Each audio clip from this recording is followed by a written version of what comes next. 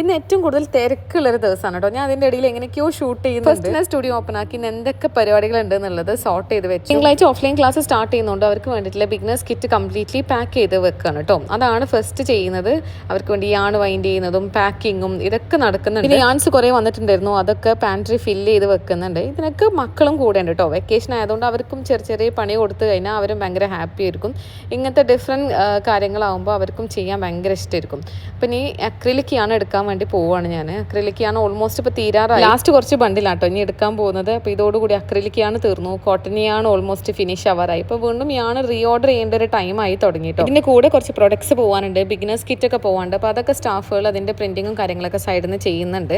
അപ്പോൾ അതെല്ലാം സെറ്റ് ചെയ്തു. കൊറിയറിൻ്റെ ആൾക്കാർ ഉടനെ തന്നെ വന്നിട്ട് ഇതെല്ലാം എടുത്ത് കൊണ്ടുപോകും. പാക്കിംഗ് ഒക്കെ ഓൾമോസ്റ്റ് കംപ്ലീറ്റ് ആയി. ചെറിയ ആൾ എനിക്ക് സർട്ടിഫിക്കറ്റ് കൊണ്ടുവന്ന് തരാണ് അതിൽ സൈൻ ചെയ്യാൻ വേണ്ടിയിട്ടും. പിന്നെ എനിക്ക് കുറച്ചും കൂടി ക്രോഷ്യ കംപ്ലീറ്റ് ആക്കാനുള്ള കുറച്ച് വർക്ക് ഉണ്ടായിരുന്നു. ഒരാൾ സ്റ്റുഡിയോയിൽ വന്നിട്ട് ക്രോഷ്യ പഠിക്കുന്നുണ്ടായിരുന്നു. അപ്പോൾ ഇങ്ങനത്തെ ഹാൻഡിൽ ചെയ്യുന്നതാണ് നെക്സ്റ്റ് ചെയ്യുന്നത് കേട്ടോ.